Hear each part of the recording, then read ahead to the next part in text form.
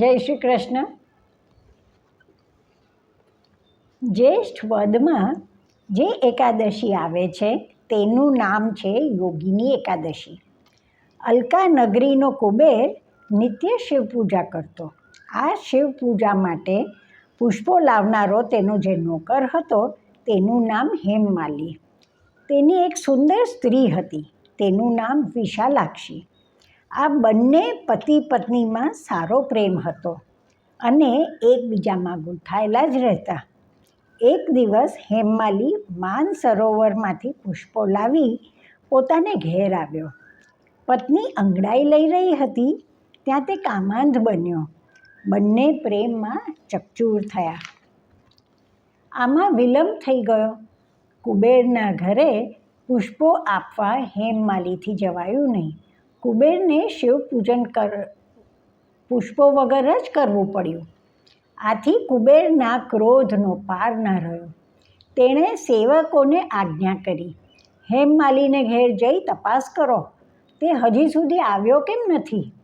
સેવકો હેમમાલીને ત્યાં ગયા. જોયું તો તે પત્ની સાથે બેસીને વાર્તા વિનોદ કરી રહ્યો હતો. સેવકોએ આ વાત કુબેરને જણાવી. કુબેરે તત્કાળ હેમમાલીને બોલાવી મંગાવ્યો. હેમમાલી ગભરાતો આવ્યો અને વિલંબ માટે ક્ષમાયાચના કરવા લાગ્યો. પણ કુબેરે તેની એક પણ વાત નહીં સાંભળી અને તેને શાપ આપ્યો, તું કોઢ્યો થા, તારી સ્ત્રીનો તને વિયોગ થાય અને તું પૃથ્વી પર નિવાસ કર. તત્કાળ જ આ શાપ ફળ્યો. હેમમાલી કોઢ્યો બન્યો.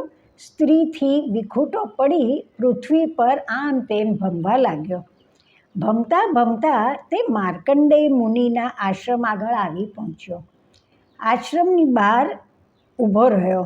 મુનિએ તેને જોયો, પોતાની પાસે બોલાવ્યો અને પૂછ્યું, ભાઈ, તું કોણ છે? ક્યાંથી આવ્યો છે? હેમમાલીએ જવાબ આપ્યો, હું કુબેરનો સેવક છું. એક દિવસે સ્ત્રીમાં આસક્ત થઈ જતાં મારાથી કુબેરને ત્યાં જવાયું નહીં. એથી કુબેરે મને આ શાપ આપ્યો છે. પરિણામે મારી આવી સ્થિતિ થઈ છે. મુનિએ કહ્યું, તું મારી પાસે સત્ય બોલ્યો એટલે હું પ્રસન્ન છું. શાપથી તારે ગભરાવાની જરૂર નથી. આ જ્યેષ્ઠ મહિનામાં વદમાં જે 11 આવશે તે યોગિની એકાદશી છે.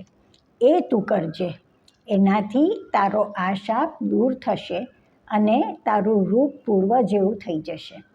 હેમમાલીએ આ યોગિની એકાદશીનું વ્રત કર્યું અને તે પૂર્વના સ્વરૂપને પામ્યો.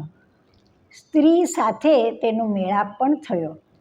આ છે જ્યેષ્ઠના વદમાં આવતી યોગિની એકાદશીનું ફળ. જય શ્રી કૃષ્ણ. ફરી મળીશું.